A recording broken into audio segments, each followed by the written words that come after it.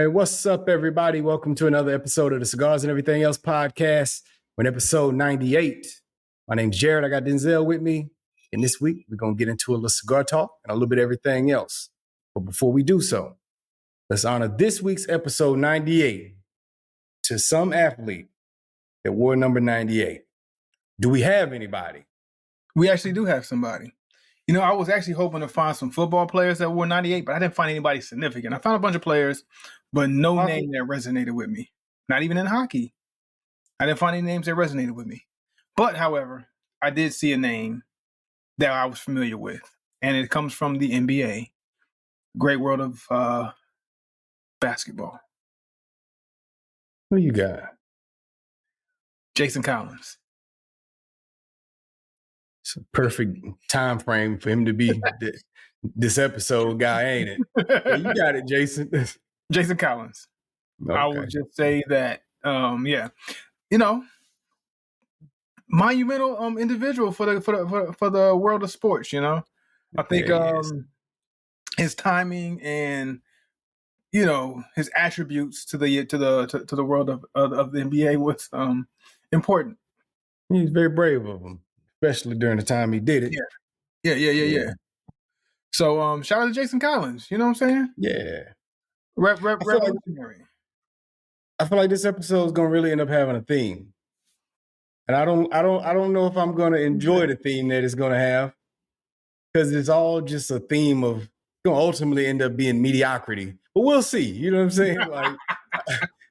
Like we got a theme building here already. You had me scared for a second. All right, mediocrity. That's the theme. All right, go. Okay. It's looking like it. You know, from some of the things we kind of discussed, possibly discussing, all the way to our co-stars. But I don't know. We'll see. It's still time for everything to be decided. Yeah. But let's get into the stars of the show. This week, we'll be smoking what?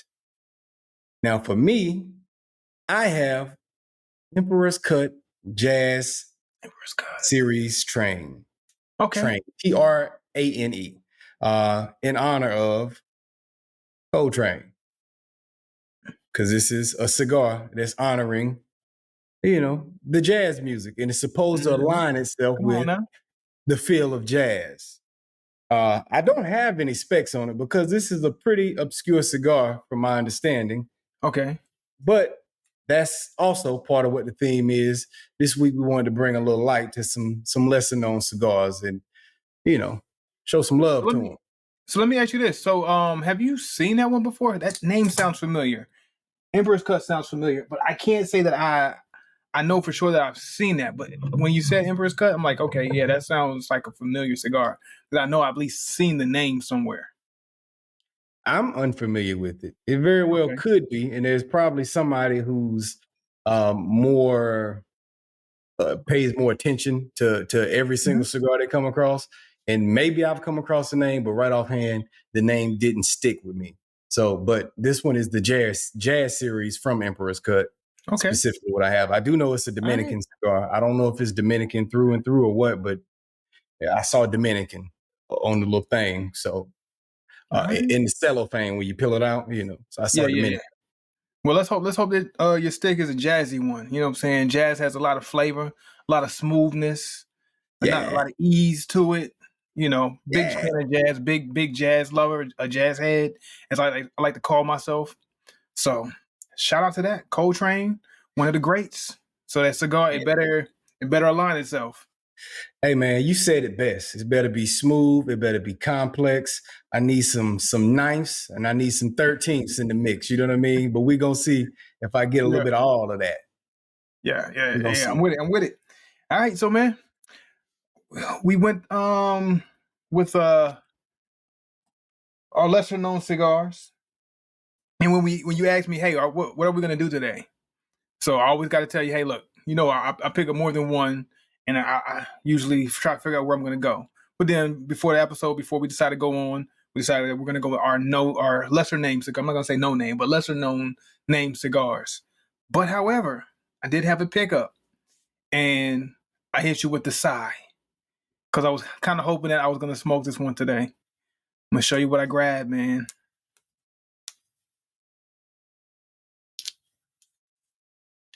It's that Rocky, that Dragon. Is that? It's the Dragon. I jumped out the window on it. $35 for the stick. Yeah. I saw it. I said, you know what? I'm gonna treat myself. I'm gonna grab it. $35 Rocky. It was sitting right next to the Conviction. I said, you know, I'm gonna grab this. Maybe I might smoke it today, but we're not. So we're gonna hold on to it. I don't know if it's gonna make it to the next episode. It probably won't. It'll probably get smoked tomorrow. But if it does, we're gonna hold on to it, and maybe we'll do an episode. But I'm gonna try to see if I can hold out as long as possible. I'm predicting it's not gonna make it past tomorrow. It probably won't make it, man, because or at least the 4th of July.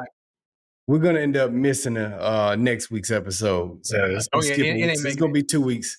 Yeah. 4th of July is coming up. Yeah, it's definitely not gonna make it past 4th of July. Yeah. I might smoke it on 4th of July. You know? Hey man, smoke it and smoke it again and fake like you ain't ever smoked it. You know what I mean? Hey, I mean, there's nothing wrong with smoking another one and giving a review on the show. I'm not gonna act like it's the first time I smoked it. I'm gonna act like I've been there before. I'm just trying to bring y'all the information. You do that. You can do that. You know what I'm saying? But, however, I do have this pickup of the lesser known. So I grabbed the Rocky, and then I grabbed a cigar that of a brand that I wasn't familiar with, or lesser known. So this is what the band looks like. I don't know if it can pick it up. Probably won't be able to. But it's a smooth looking band. And when I saw this band, I said, man, that kind of looks like a Davidoff vibe. And I grabbed it and I picked it up and I took it to go check out, right? And when I went to go check out, the guy who's at the counter, he was like, nice pickup. I'm like, oh, really? What you know about it? And he tells me that this stick is developed by an individual who used to work with Davidoff for 35 years. He was part of Davidoff and branched out finally to do his own thing. So Eladio Diaz, I believe is the name. The cigar is before and after Pasion. I'm gonna say Pasion. I'm not sure. It looks like Passion with one less S. Pasion. So I'm gonna say Pasion. Yeah. Pasion. So just as good as mine. Yeah. So before and after. So he branched off from Davidoff, decided to do his own thing, and they say, hey, look, it's a baby Davidoff. So the pickup for this stick was about a $16 price point. So nice range as far as price for a good stick. So I'm hoping that it is around that Davidoff feel. Maybe not exact, of course. I'm not expecting it to smoke exactly like a Davidoff. I'm expecting it to smoke like a $16 cigar with some quality and some characteristics. So we'll see what happens. To give you a quick rundown, is Ecuadorian. Before you jump into that rundown, go ahead. I'm sorry. Go ahead. Go into the rundown, and then I'll say that. Okay, rundown. Okay, so Ecuadorian Corojo, Dominican Habano on the binder, filler Cubano Habano, and Piloto. I'm not exactly sure. I haven't seen that one before. Piloto Cubano. I think that's what it is. Okay. As far as the price point, I was gonna say, we've recently heard some people at some cigar lounges say that Davidoff price point is a little steep compared to what you get. So, considering this guy has history working with Davidoff, maybe he has it priced appropriately. So you might end up getting Davidoff quality without the price tag that comes with the name. Yeah, that's a good point, because you got to think about vehicles, right? And sometimes you might have two similar engines with two different names on it, right? The engine manufacturer is the same manufacturer, same engine that's in this car is the same engine that's in this car, but it's just the branding that's on it makes the price different. Right. This could be the same. This could be a Davidoff with just a different name, same engine. I mean, he got all the secrets. He got all the secrets. I mean, 35 years in the game, part of the company. Yeah, I'm pretty sure that everything that he's all over it. Yeah. All up and through it. So hey, this could be a Davidoff. But you know what? I've heard this before.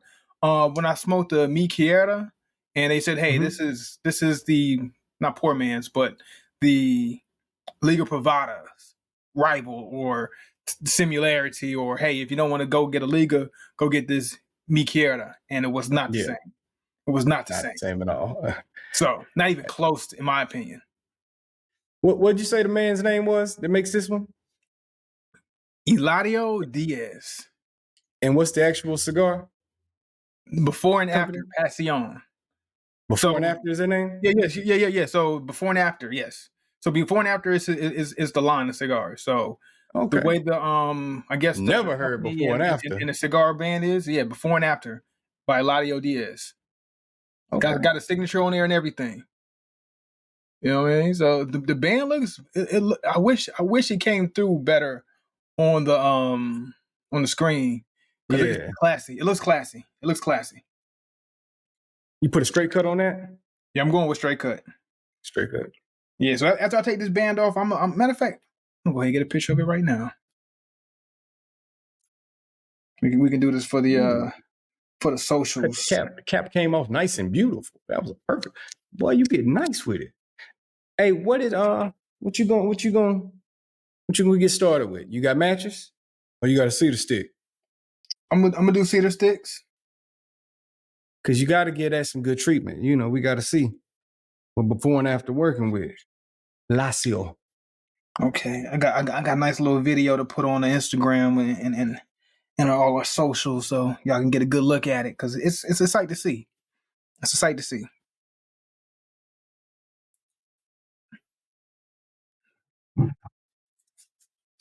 Hmm. Mm-hmm.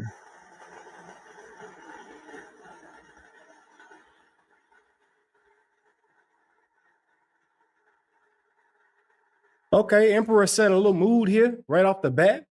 Gave me a little mood the moment I felt that. Yeah. As soon as that tobacco started burning, I smelt it. I felt it. A little vibe in the air.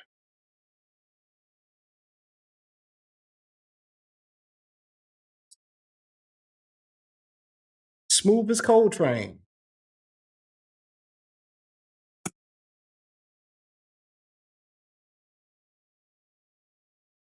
Okay. You know what?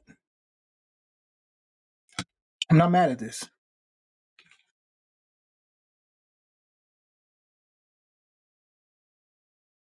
Nice little oakiness in the very beginning, but a smooth oakiness.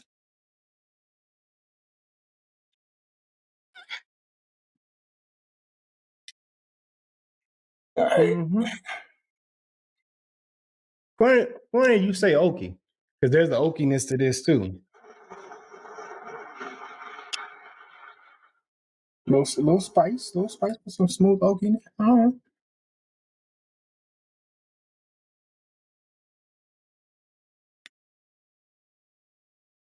Some creaminess coming through now. Ooh. I'm all right. I'm in. I'm locked in. I'm strapped in. I like where this is going. Bro, my match was still burning. I thought I'd put it out. I was sitting there holding it. And he hit my hand. I It said, got hot. oh, my hands got hot all of a sudden. I'm like, dang, I thought that thing was done burning. Sitting there holding it like a dummy. You big dummy. Hey, so I'm pairing my cigar today with Maker's Mark whiskey, bourbon Okay. whiskey. So I'm back home. It's been a while. I've taken a departure to tequila, to the land of tequila for a good little while. It's been a minute since I've been here. Feel like home? Feel like home. I'm on the rocks with it. Nothing else. No ginger ale. Nothing paired with it or mixed in. Just on the rocks. Straight Maker's Mark. Yeah. So speaking of pairing,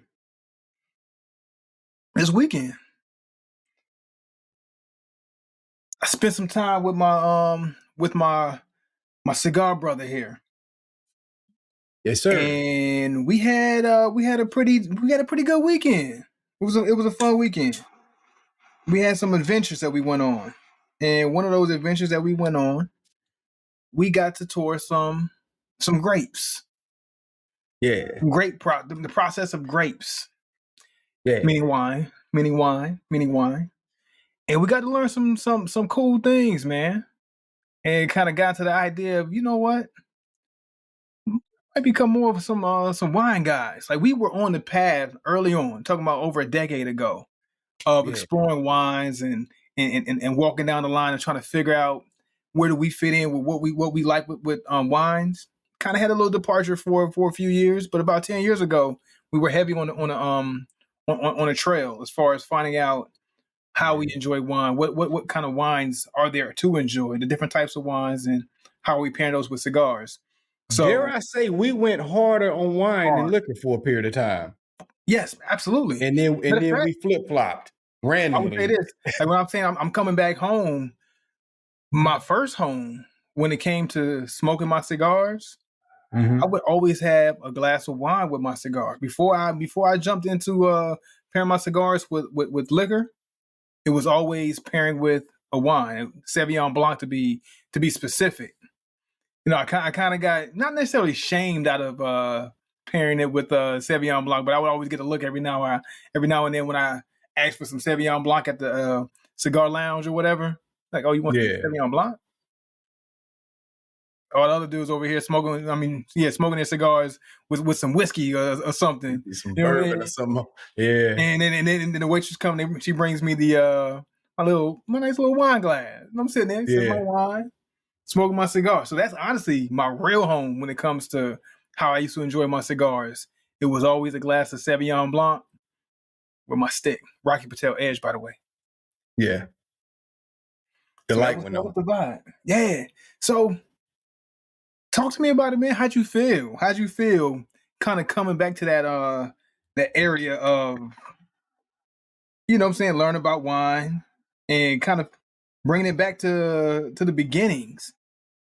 See, it felt good because we came not just because we went full circle, but it was a lot of game I didn't have during that time frame. We were just kind of winging it and trying stuff, and we was, not really getting the most out of our experience that back then that we could have Right. been getting. But I learned that through this sister that was kind of giving us a little game as we were going through it with her. Oh, she gave us game for And real.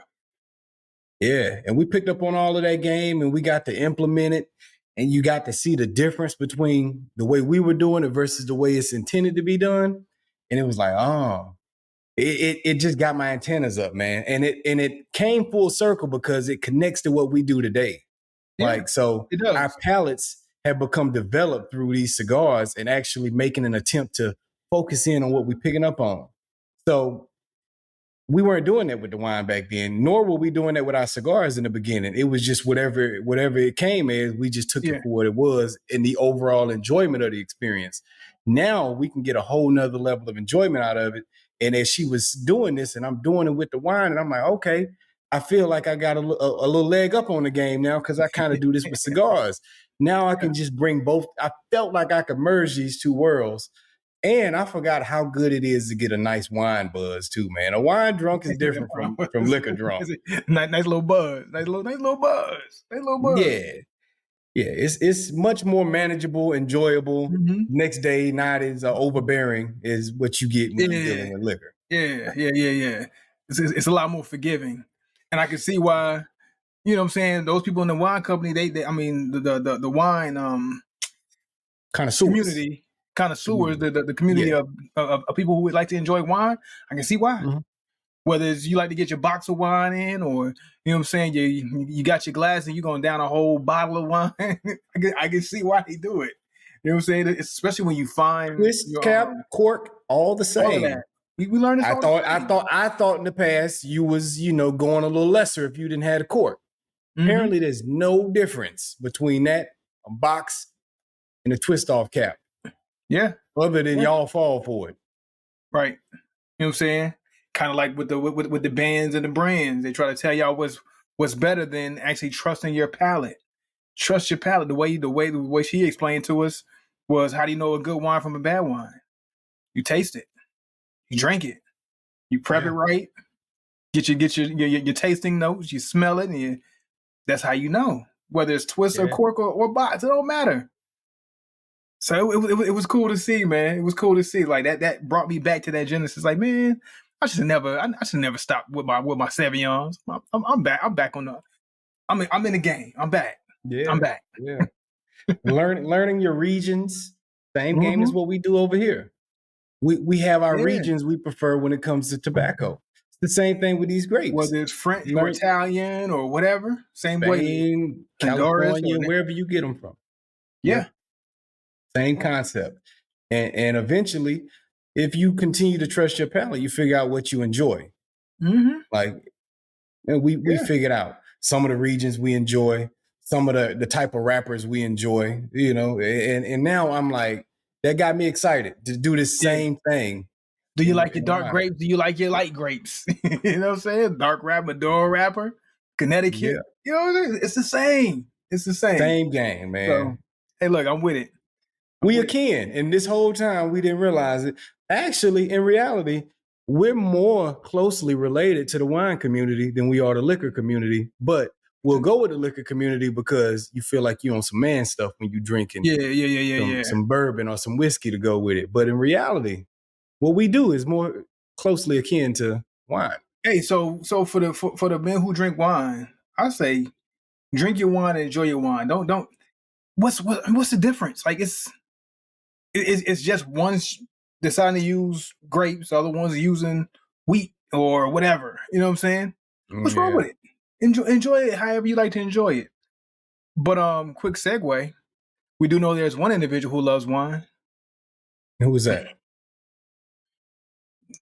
Number 1, number 2 in the NBA. However you want to call it. Somebody's GOAT. We see LeBron James with a glass of wine all the time. That's one of his vices. You know, say we know that man. He takes care of his body. He's almost 40 years old, still playing like he's in his prime. We're not necessarily playing in his prime. He's somebody else's prime. He's a regular NBA player's prime. You know what I'm saying? Still, even though almost at the age of 40, and he enjoys his wine quite often. Yeah. And speaking of LeBron. Bron, hey man, Bron better be swirling his wine too, man. Cause Bron be playing us with stuff, man, carrying books around on page 1 all the time. Bron better be swirling his wine, man. I see you with wine. If you ain't been swirling it, you missing out, Bron. Come on, bros. I better see you getting your hey, for real. I'm just saying, Bron. Swirl that wine, man. He ain't swirling it. Nah, I don't think he is, Le cat. Hey, but now it's not, this is a big weekend for LeBron and his family because LeBron James Jr. has been drafted to the NBA. So if we had some applause in the background, I don't know where our engineer is. If he had some applause, we would cue him up. But applause to the James family and for that great accomplishment, becoming the first NBA player to play with his son. That is wild. I mean, like, was it last episode? Episode before? Last episode. Yeah. We talked about fathers, their legacy, passing it on. You know what I'm saying? Hey, we learned the art of football and how to make it on the football field. Hey, I'm going to give it to my sons, the Mannings, the Bosas, the list goes on. And then we got with the basketball. We talked about the Currys. Like list goes on and on. Hardaway, Glenn Robinson, all these guys pass the art of sports on to their children, but never have we ever seen, especially in the basketball realm, a father and son duo. Right. So I say that's major. That's major. And then not only that, but somebody of, I don't think we've ever seen somebody of that realm of greatness pass it on to their children. Like we've seen, your mid-level players pass it on to their kids, years later. But we're talking about top 5, or arguably, inarguably, top 5 with their sons going top 10. Go 10, go top 10. Yeah, that's how rare it is. Go top 20 probably. You know what I'm saying? Mm-hmm. Like very rare, very rare. Now, on the contrary, some people might say his kids is the equivalent of some of the other top 10 players' kids that didn't make it. But he made it. He made it. Now, you get into the argument of nepotism once we start talking about this. Yeah. And it could be some of that. Well, it is some of that. Man, we keep it a buck. No, It is for real. No, it is. There's no way to It is. sugarcoat it, but it is. Yeah, we keep it a buck, man. You know, I almost tried to throw Bron some bail money, but it is what it is. It's nepotism. But, you know, it's just wherever you stand on that side of the coin when it comes to stuff like that. Me personally, I'm torn. I've never been the beneficiary of nepotism, but I would love to be. So I'm open to the idea of it. Hopefully I get to provide it for my kids since it wasn't provided to me. But, you know, I on one hand, it is what it is, man. If you can put yourself in a position to look out for those around you, you did well. Why not do it? I'm with that. And I say this, right? So his son's taking a roster spot. But Right. the draft number was appropriate. 55, right? 55. Mm-hmm. You know, it's not like he took a first round a rounder spot. Like if he would have took a first rounder spot, you know, so some kid who's been busting his tail, not saying that Bronny James ain't been busting his tail either, but some other kid who's been busting his tail to rightfully earn that first pick spot, you know, to get that kind of cachet for all the hard work that they put in through AAU and middle school, high school, college, all of that, right?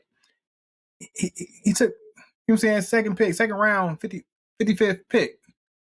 Yeah. You know what I mean? So that's going to be somebody else's spot who might not even held that spot for a year or season. You know what I mean? If we being honest, a 55th pick is definitely a throwaway draft spot. It's one of those positions where you might not be guaranteed a spot on the roster at that team. You might go to the D League at that pick. You might not get no playing time. You might be a development type player at that pick. Yeah. So that's the pick to go with if you're going to take a chance. If you're going to take a chance and you're doing it for your star player and you're doing it for one of the greatest basketball players, if not the greatest for some people's opinion, why not? Why not? Why not give that pick away for somebody? And also, if it's going to keep them there, you know, hey, look, this is my stipulation. My son, he's ready to go. Give him that spot that you would have given somebody. And I'm pretty sure Bron has enough knowledge. He's been around the game long enough to know that spot is a throwaway spot. Can you name any other 55th pick in NBA history since you've been following the game of basketball? I can't name not one. Yeah. I can barely name any second rounders. Yeah, that's what I'm saying. So it's the pick to take the chance on. Mm-hmm. Now, I understand if you're a Lakers fan, the uproar. Because you in your mind, this guy LeBron ain't gonna be around much longer. Let's start transitioning the franchise. If you're a Lakers fan, if you're not a fan of the Lakers, what difference does it make to you ultimately? Right. You know, if you are a LeBron hater, then I could understand you being upset over it. You know, like, and we probably have looked like LeBron haters in the past at times, but we're not LeBron haters. So ultimately, if he's able to do it, you got it, bro. You know what I'm saying?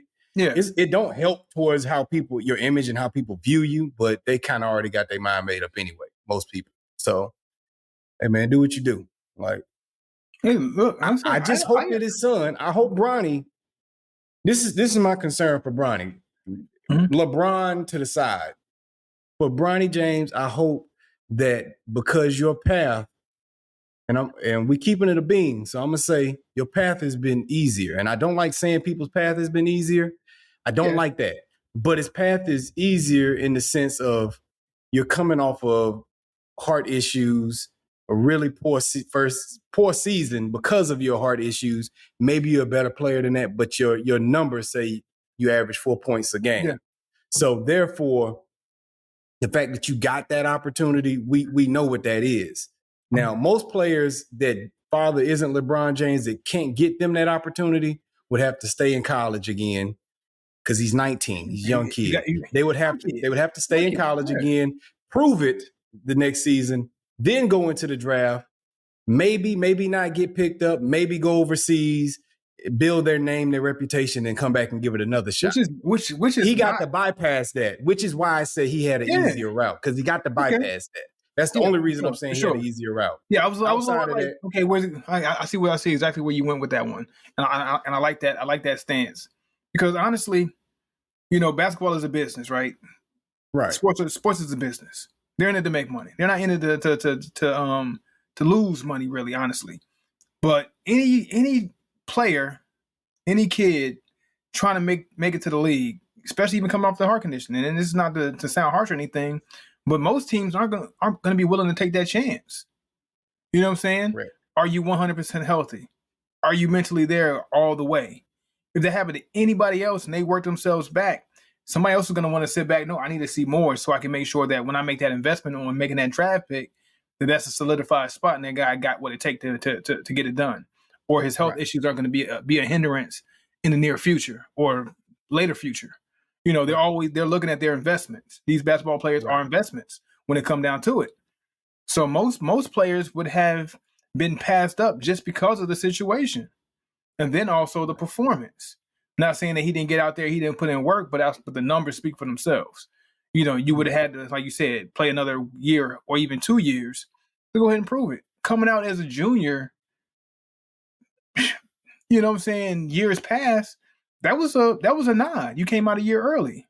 Yeah. You know what I'm saying? That's not a bad deal to come out a year early. And even at one point, you had to play a year in college. Or you had to play 2 years because of your age. You couldn't come out until you were 19 at one point? That was their they weren't taking anybody under the age of 19. I think that was it. Yeah. So you might have had to play 2 years just because of the rules. You know what I mean? So honestly, that is the easier path when you put it that way. Yeah. So and because he got that, I hope that doesn't create any type of laziness in the kid. You know what I mean? Like because he had a more cushioned road than the average person. He's a silver spoon kid. I mean, there's nothing wrong with that. Nothing wrong with that. No. I mean, go ahead. No, I'm just saying, nothing wrong with that. It's not a dig at anybody to say, hey, you're a silver spoon kid, because I want my kids to be silver spoon kids.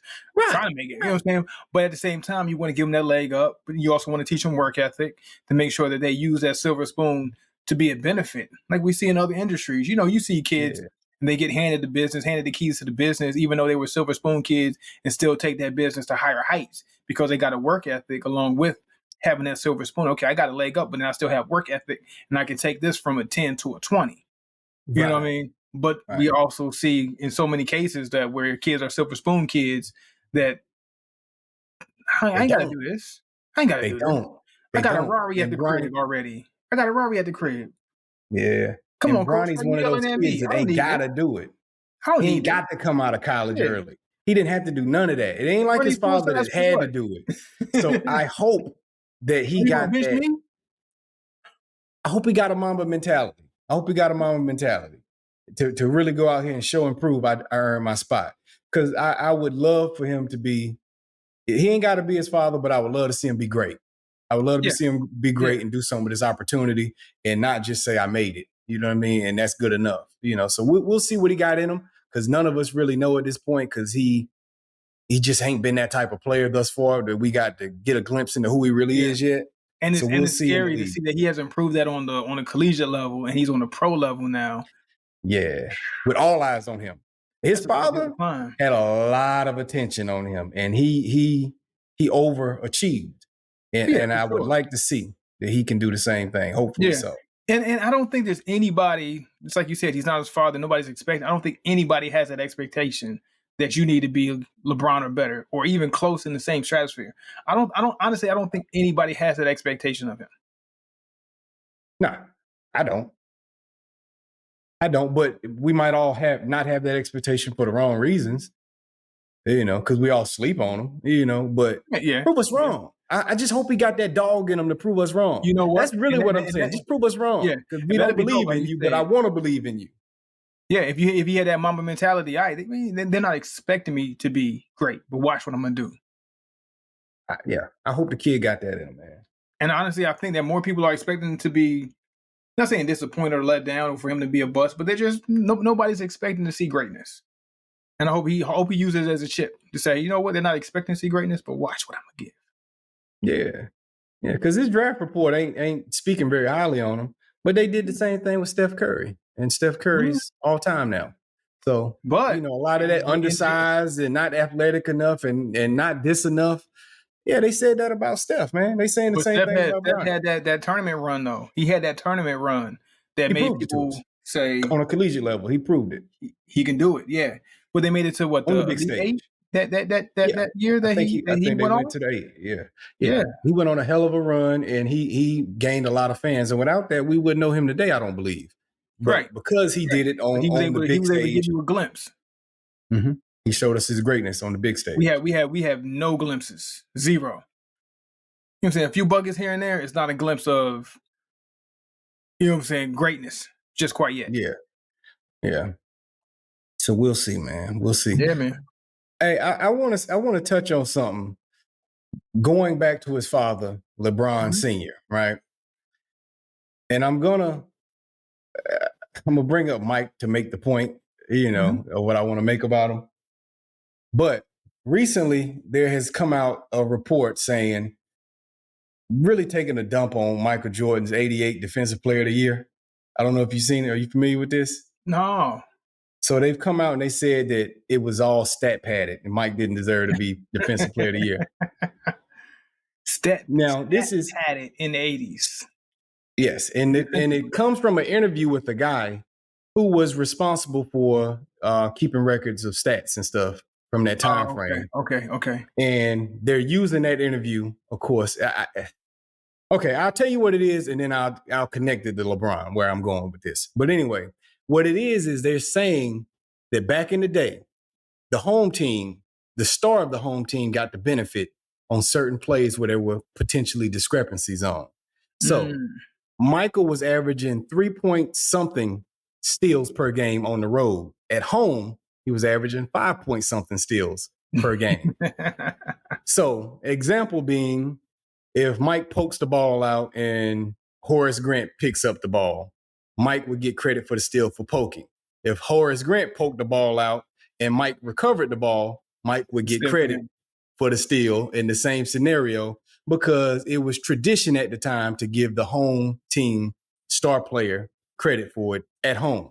So he was able to rack up a few extra steals, and they saying that's how he ended up with such a high average of 4-point something steals per game, which contributed to him being defensive player of the year.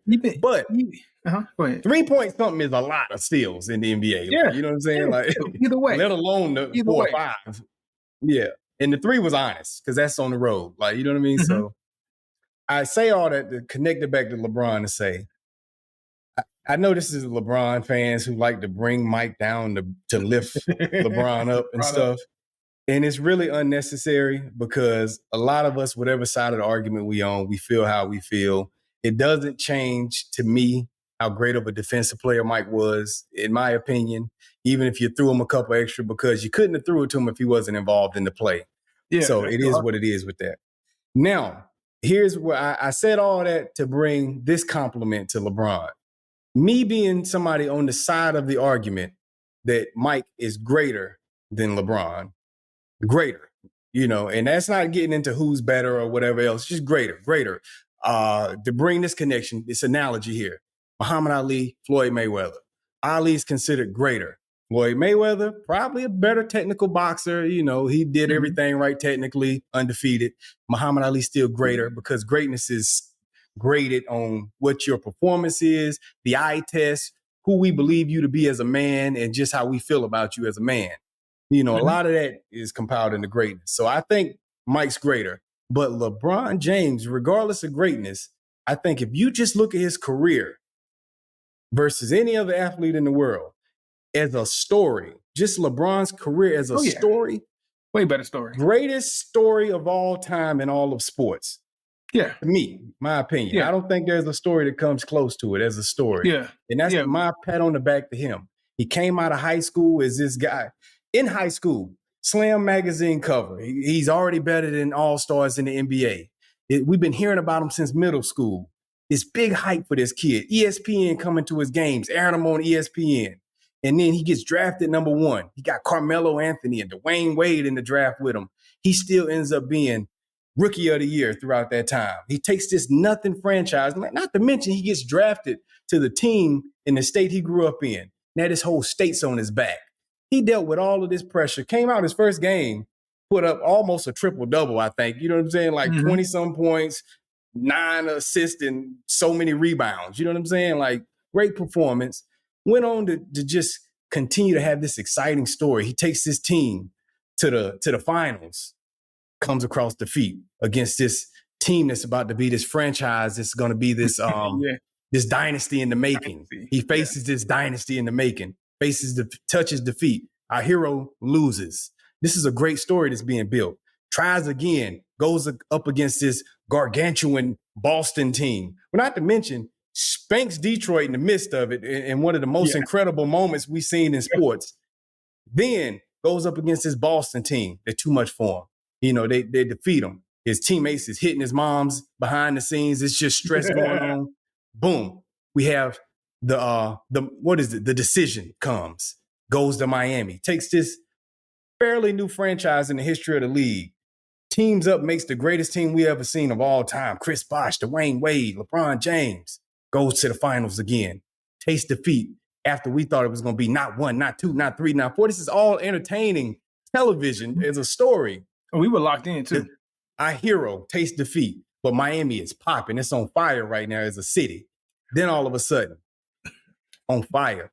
Music-wise, everything, the culture, everything. It's a vibe in Miami. Goes back to back. Taste victory this time. Our champion has finally won him. Our hero in the story finally won a championship at this point in time. About damn time. Does it again, back to back. Now, 4th season, we going for a three-peat now. Taste defeat again. You know what I mean? In a very intriguing storyline. Turns around, says, "Oh, look, man, I owe Cleveland this, man. I'm going back." Brings this bum city up from the trenches. Back up again. Goes to war with a titan in the West that's being built out there. His new rivalry and stuff. Tastes defeat a bunch of times, but he gets someone in the mix. You know what I'm saying? He out. He like, hey, look, I'm about to go to one of the greatest franchise of all time because I want my name next to Jabbar and Johnson, and I want my name next to O'Neal and Bryant out there in the rafters, next to West, the logo. Goes out there, you know, the world gets shut down, everything. We all just sitting around at home watching the bubble from our TVs. Sneak someone in there. People don't respect it, but he still got it. You know what I'm saying? Along the way. Breaks a few more records and stuff. Starts building up all his different companies. He's got television production companies and he's doing movies and stuff behind the scene. He's killing it. Not to mention nepotism at its finest. I put my homies on. Now my homie from high school got the biggest sports management company there is. He a king out here. Everything go through him. This is a fantastic story. Now we're at a point in the story. He said, hey, you know, my son, he's grown now. You know, I want to play with him too. And it happens. First of all time to do this. Beautiful story. There's not a story in sports like it, man. I know I left out some not even just the NBA. Not even just the NBA, but sports. In its totality. Did all of this. You know, single mom. Little young kid from Akron, Ohio, from nowhere. You know what I'm saying? And he made it all happen. All he got is a high school degree, but he looking like a genius out here. You know what I mean? Like, hey, great stuff, man, as a story. He overachieved 10 times over. He was never supposed to go that far. What high school player did? I love Sean Kemp. He didn't do it. I love KG. Not this type of story. I love Kobe. Close, but this story different. You know, it's a little different. Yeah. So honestly, like, greatest story. Not the greatest, in my opinion, but like you said, greatest story. Even at Muhammad Ali fashion, you got MJ with the 6 finals wins and 0 losses. Got Floyd Mayweather with the 50 wins, 0 losses. But then you got the Muhammad Ali who took what? 5 on his record? 5 or 6 losses, man. Yeah, he took some L's. but still considered to be the greatest. We love to watch a story. We like to see people lose, get up, rise back to the top of the mountain and win. That's when the tears come in the movie, is when you see him overcome that. This was a Rocky story multiple times over. And he's tasted way more defeat than victory, but at the same time, he kept going back to the mountaintop, man, you know, which is something to be said for. Yeah. So, where's the applause button again?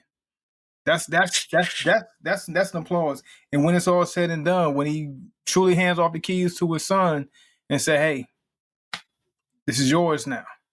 Now you go. This is really like watching a movie. Like you said, this is really watching a movie. Yeah.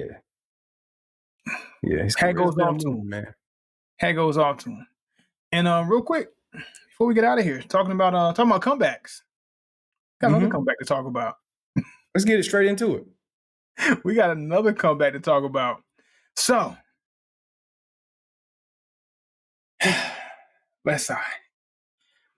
A lot of sighing moments here. 2024 presidential debate. Yeah. We got a comeback story. We got a president, former president, who has been impeached, convicted. Yeah. Convicted felon. All of these things. Yeah. And oh buddy, my man's looking like he making a heck of a comeback right now. Mm-hmm. Hey, this is LeBron in Cleveland right now. We got a rivalry that got built over here, man. We got a rivalry, man. And hey, if you ask me, it's looking like he's probably going to be a runaway victor. A runaway victor in this whole thing.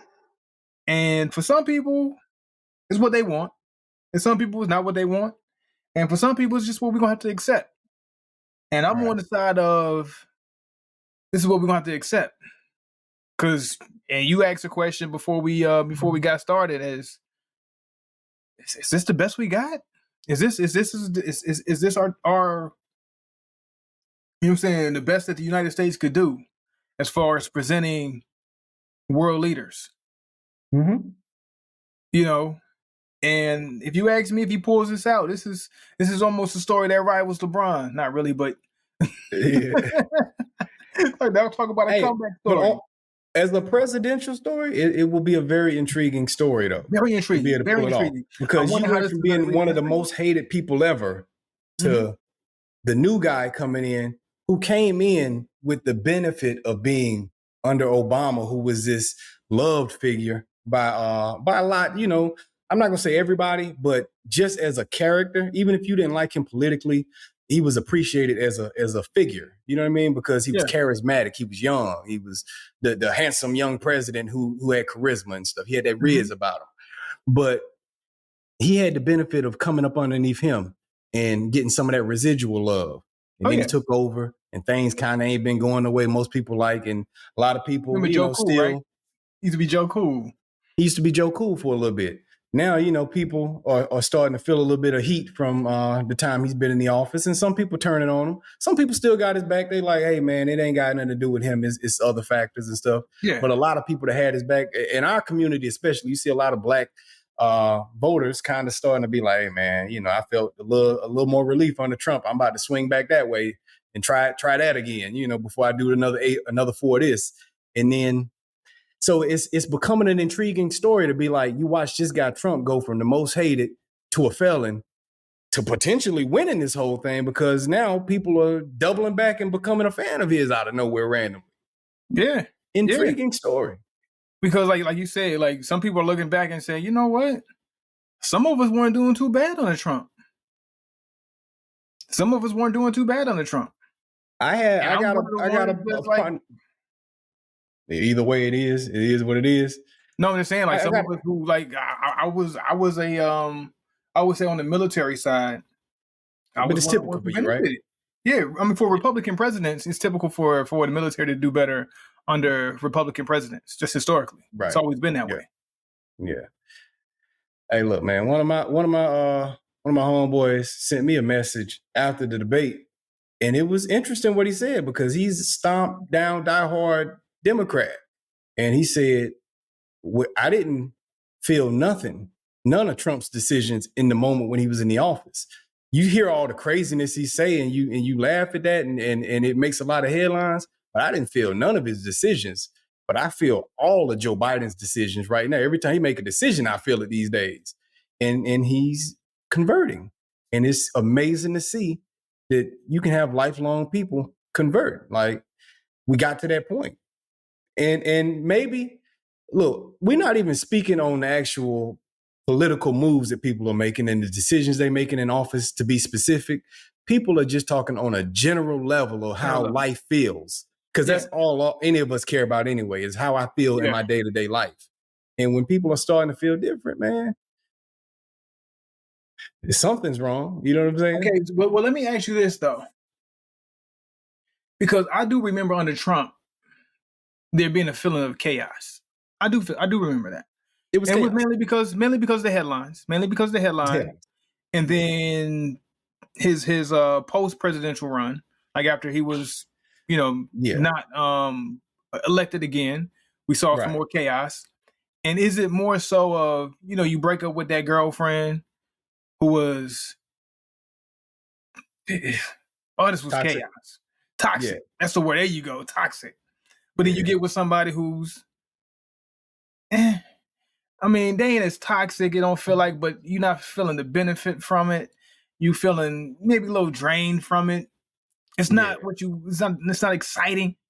And even though that toxicity was toxic, it was still exciting. Yeah. It could be some of that. Y'all still went out, y'all still did things and had exciting moments. You know what I'm saying? Your intimate moments was on fire because she was crazy. Yeah. It could be some of that, bro. It could be some of that. Legit. Where it's just, it felt back a more exciting relationship. I kind of want that old thing back. Yeah, I know she was a little crazy, but I'll say, I'm going back home. Type of deal. And maybe it's that, like maybe not that he was such great of a president to individuals who say I benefited more, or I feel what Biden's putting, his policies now, and you're a prisoner of the moment of, this is not as great as I was hoping it would be. So let me go back to the ex who was toxic. Nostalgia and then you is get a back in that mother. relationship, and then it's like, dang, why did I do this? Why did I go back? Nostalgia makes you remember stuff better than what it was. You know what I'm saying? So it definitely could be. True. It could be some of that, And this is the other thing that we didn't get the benefit of with Trump that we normally get the benefit with most presidents. Because Trump is not a politician by trade, he doesn't know how to speak politically as a figure. No. So he's a reality guy. So we get a lot of that reality chaos with him. Yeah, we get the rawness. Yeah, we don't get the dressed up version. I was listening to some old presidential debates. They were like kind of like flashing back like 2008 versus what we're dealing with now. 2012 and now. And Mitt Romney's up there and he's so poetic with what he's saying and so on point and political and how he's saying and his approach and how he's speaking what he's speaking. But yeah. But does that mean that he was going to be a great president just because he was able to speak in a manner groomed in his world? Yeah, being groomed and hearing the way that we're conditioned to hear politicians speak. Right. But we don't necessarily get that right now, either even with the president who's been in politics over half his life, over, you know what I'm saying? Right. So we're not even getting that from him, but we're definitely not getting that from Trump. And it's like, so are we just so accustomed to hearing or being programmed to what politicians are supposed to sound like to be able to say you're not, what's the word? You're too controversial of a figure, and we don't like that. We don't like that. We want you out. You can cause too many issues with that controversy. But at the same time, it fits more so of the realm that we're in today. The times that we're in. When you talk about how we receive media, our sports analysts, and more people are not necessarily being programmed to talk like a sports commentator and bring it to you in a you know what I'm saying, that animated way. Like you remember like back in the day you hear somebody on the radio and they're talking like a radio personality and they got the radio voice, but then when you see them they don't look like you don't look like you, but they have that radio voice.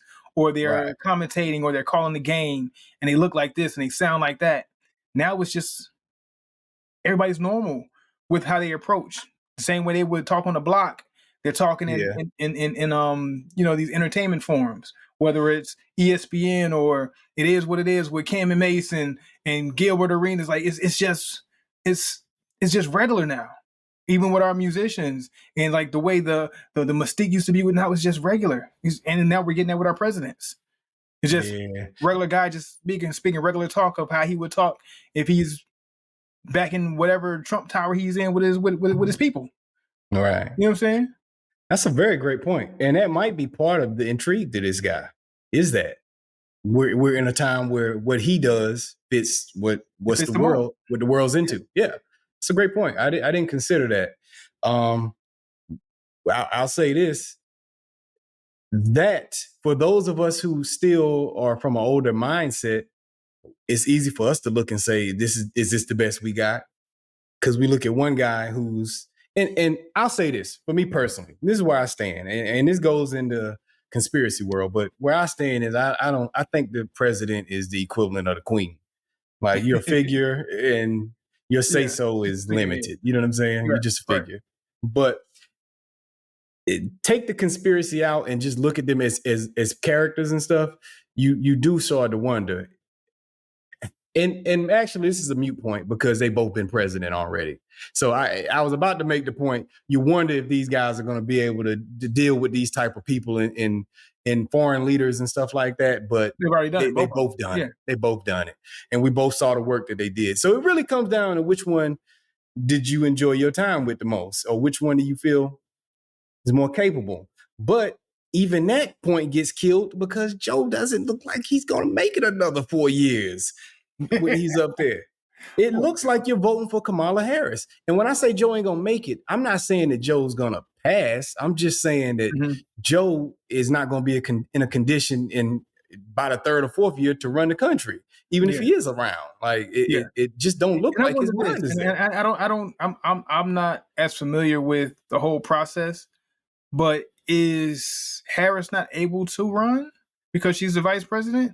And he's the president, so he has to. So they're making him run on pretty much on behalf of her. I don't know the process. I'm not familiar. I don't either. But from my understanding of it, is they automatically get the nomination. I mean, they're in office, so if they run again, if they choose to run again, it's automatic. Like she couldn't run. She couldn't necessarily run as for the presidential bid because she's currently the vice president. Yes, not unless Joe decides he's going to step down, though. Because Joe does it. He's not obligated to a second term, but it looks like he's choosing to go with it. But I'm saying, like, if he decided not to, she should be able to run. She should be able to run. From my understanding, I think she can run if she wanted to. Okay. But Joe's got to step down, like, because obviously Joe was the VP. I mean, he had to wait until Obama was done, but once Obama was done. Yeah, and in this set of circumstances, if Joe was done, then Kamala could run the same way Joe ran. So that adds Kamala's ratings are low. Kamala's ratings are low. That's what I'm saying. So like, is he running on behalf of her? Because if she ran, she probably would be like, no chance. Yeah. So it almost seems like secretively she is. She is secretively in a sense. That could be it, because I'm sitting here after that watching that debate. Is like, who in their right mind, to me, right, feels like he's suitable for another 4 years? Come on, man, you over 80. There's not many 80-year-olds I want running anything. And I'm not saying like just because you're 80, you're no good at anything. But we're talking about, I barely want you driving a car. You know what I'm saying? That's the thing. I don't know. Joe couldn't drive me around in the car, so how's he going to country? That's kind of weird. There's very limited things I want somebody who's 80, and my grandmother's over 80, and she's sharp. But there's so many things that any average 80-year-old should be doing. Yeah, and running the country is not it. Yeah. You know what I'm saying? You barely want them at your food line of Publix ring you up at the register. Like, I ain't gonna go to their line. I'm gonna go to the young person line. They gonna overcharge me. They don't know how to hit the button. Take too long. I'm gonna be in here for 20 minutes getting checked out. If I saw Joe at the register and I saw some 18, 19-year-old, I'm going to the 18, 19-year-old register. I'm going to Kamala line. Pass up Joe's register. Take me out. I'm going to line. I'm going to lane 8. Lane 12 ain't hitting. You know what I'm saying? That's the crazy part, man. And because this is where the system fails, because the system is, to a degree, it's a popularity contest to get to the nomination. So now these guys are the most popular, but we don't know if they're the most suited. Trump doesn't unite us enough. Even if you like what he did, he doesn't unite us enough. and we're going to go through another 4 years of being divided, even if he gets in. Even if he gets in, let's say everything goes back to jolly and cheerful, it's still going to be the headlines and all the people responding negatively, and the races that side with him are going to come out, even though that's ridiculous, and Let if me Joe ask you gets in, this it's going too. to feel like more of the past. Like, so we going to lose. Like, After this presidential debate, and I know we got to press on and get to these final reviews, but what if we get to a point where nobody wants to run for president? Because that's the only thing I can come up to see to say that, hey, this is the only two choices we have: a divisive former president who is polarizing. He is polarizing. yeah, very People love him, people hate him, right. and very little bit in between. Well, more now in between now because those who would vote for Joe are considering Trump. But Right. at the time when you did have uh, valid choices, viable 2020. choices, you know what I'm saying, you were more polarizing. But could we possibly come to a point to where we might have a presidential run where nobody wants to run for president? Because it feels like to me that nobody wants to run for president. Because there's no way that these two will be the only two on the stage bidding for 2024 election. No, there were other guys. I don't think we'll get to that point because there were other people. There's always going to be somebody who wants the notoriety and the fame that comes with that. But it's always going to want somebody because you're going to come up, and you're going to deal with a lot of stress, but you're going to come up ultimately afterwards. So they're always going to want somebody I can that see wants over the that. next 20 years with these kids now, ain't nobody trying to do that. These kids now, Yeah. yeah. I'm a yada yada yada. You know what I'm saying? Ain't got time to be on. Nah, man. These kids ain't running for These president 20, 30 years from now. Hey man, that's an interesting take. That's a very interesting take. But in order to get to that point, that's to say that greed and the want for power is going to go away, and I don't know that It's that'll gonna ever go go away. away. I think it is gonna go away at that level because they're gonna figure out there's an easier way or a better way to be powerful. Because of the TikTok generation, the way they look at fame, the way they look at popularity, the way they look at profit, is Okay, different. Before it was about being astute. That's of the past. That's our generation, and up. After yeah, our generation, they're not looking at how astute can you be, and that presidential seat was the most yeah. astute position. I don't think these younger people want it like that. They don't want That's an that. interesting take. That's an interesting take that I can't argue with. But the contrary to it is maybe, just maybe, they won't chase it for that reason. But the next generation, because this generation is on this, they're on Mhm. changing the world for the better. So maybe the people that do pursue that will want Okay, it to change the world for the better that because that they that own would be that the only. time. Yeah, that would be the only thing. But like you said, it's you're And that's only a good if that's the figure. case No, but you're only a figure. So if they start to to a really look degree. at it like how like you just said, is that me as the president, I don't really have a say in what I'm like. I can't really make things happen. So why am I gonna go be that when I know that I'm just a face? I'm just in position by name. I'm just a power by name. Yeah, They're gonna look at it like that and say, "What's the point of me becoming a president?" Because I know that the president doesn't really have the power like that. yeah. It's very, very interesting take, I can man. go. Time will I can go tell. make impact somewhere else, doing something else. Yeah, For just on those people social who are media. still on that wave, those people on social media, I Yeah, have more impact on social media than I have on a platform giving a presidential address. that's a great counter argument, man. We'll leave it there, man. Great point. Great point. Let's get into these reviews, man, of some of these lesser known cigars. Yeah. I'll kick it All off.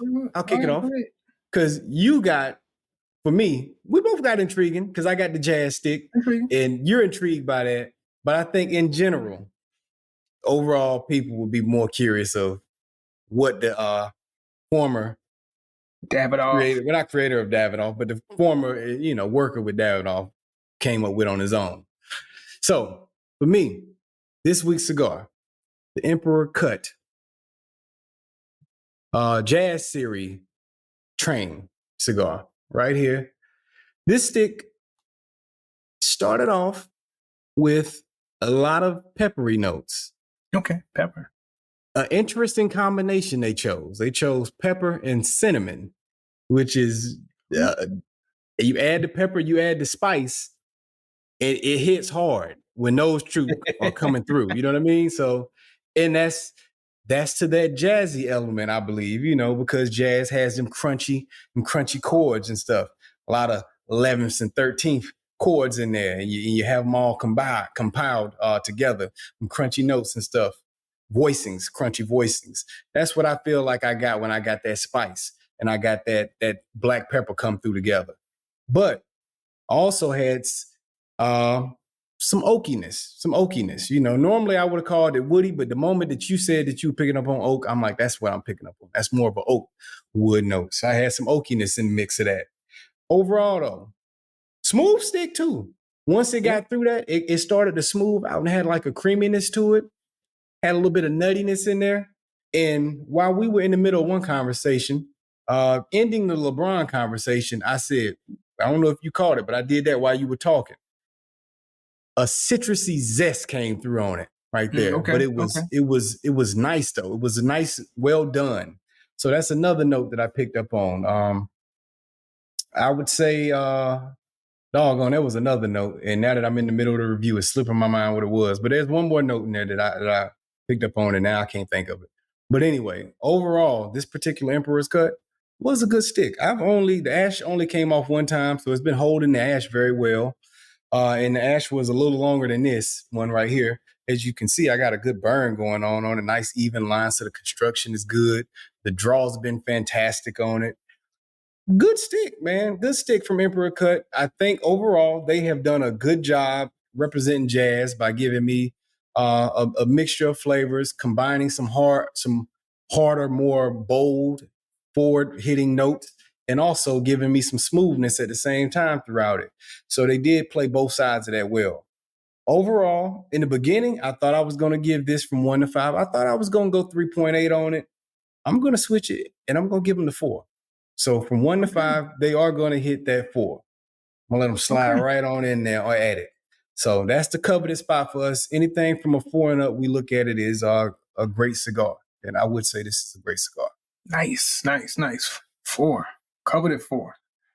Ooh. All right. Emperor. Jazzy. I like it. Hey, so here we go.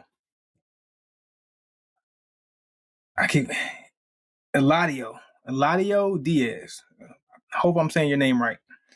So before and after, I hate that somebody told me that this was a Davidoff branch, right?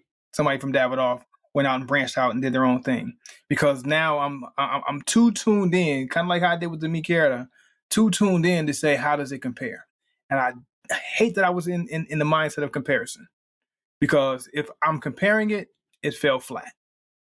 Now I have to take myself out of the mindset of comparing this to a Davidoff. It's not a Davidoff. So don't grab this thinking that you're going to get a Davidoff type of feel. And maybe because I've smoked the one of the highest of the high Davidoffs, you know what I mean? And I'm thinking of that Royal Release or something like that. Maybe if we're talking about maybe the what's the late hour or something like that. Maybe it'll compare to that. But I'm thinking the wide range of Davidoff that I've smoked. It falls a little flat. It falls a little flat in comparison. So let me get into some of the notes real quick. So I got that oak off the top immediately, nice smooth oak, which was nice. A very nice start. A hint of spice in the very beginning. It went away really, really fast. So it didn't stick around very long after maybe like 5 puffs or so. And then the spice kind of dialed back. Did not return since then. So if you're looking for spice, it's only going to get you in those first few moments. So enjoy it while it lasts. That wood oakiness sticks around throughout the duration of the smoke of where we're at here. Just finishing the first third. So construction wise, for this whole conversation, we've been smoking for almost over an hour, I guess, already, and barely even made it to the second third. So great on construction, nice slow burn. So it's going to give you a quality smoke for a good length of time. But if you're looking for a lot of flavors, it's not going to give you that. It's going to give you a little bit of spice in the beginning. It's gonna dissipate pretty quickly. The oak's going to stay, and then what's going to happen as it gets through that ending of that first third is, are you familiar with Cairo syrup? So it has like a light Cairo syrup. So not like a Mrs. Butterworth or Aunt Jemima syrup, like a Cairo syrup. So like that thick but sweet with some kind of.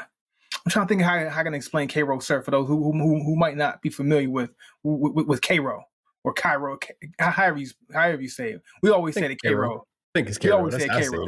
Yeah, we always say Cairo. But it's like a hint of that kind of underlying that oak. So it gets that little bit of sweetness, but not overpowering, but just rises nice and smooth underneath the oak. Nice thick smokes throughout my time smoking it. Really enjoyed that. I did feel like it missed with the aroma. It did give me the aroma that I was hoping for. I did give it a little smell when I took it out the cellophane. That didn't really hit me as much, so I wasn't expecting a lot of aroma just based off of that.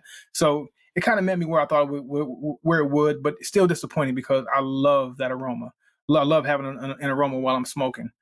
Overall, to this point that we got to in this cigar, and this is without giving it a linear comparison to a Davidoff, I'm going to say a 3.7 with this. 3.7.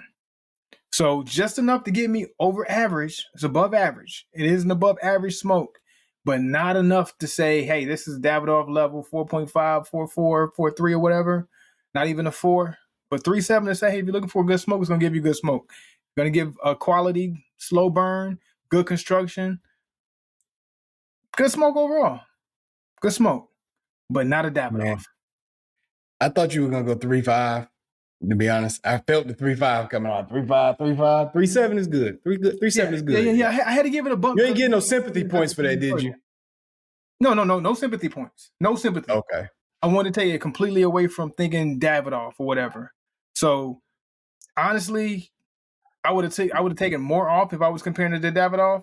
Giving it some sympathy is saying, hey, look, you tried to hit Davidoff levels, so let me give you some more points. No, based on what I smoke. Just based on what I'm looking for in a cigar and what it gave me. 3.7. All right, 3.7 it is, man. So this week's episode, 98, the overachieving underachiever episode. Because that's all we discussed was a bunch of overachievers and stuff, man. But yeah, there we go, man. This week's episode of the Cigars and Everything Else podcast, man. We appreciate y'all for tuning in, man. Y'all keep y'all sticks up, man, and drink some wine. Yes, swirl it. Swirl it.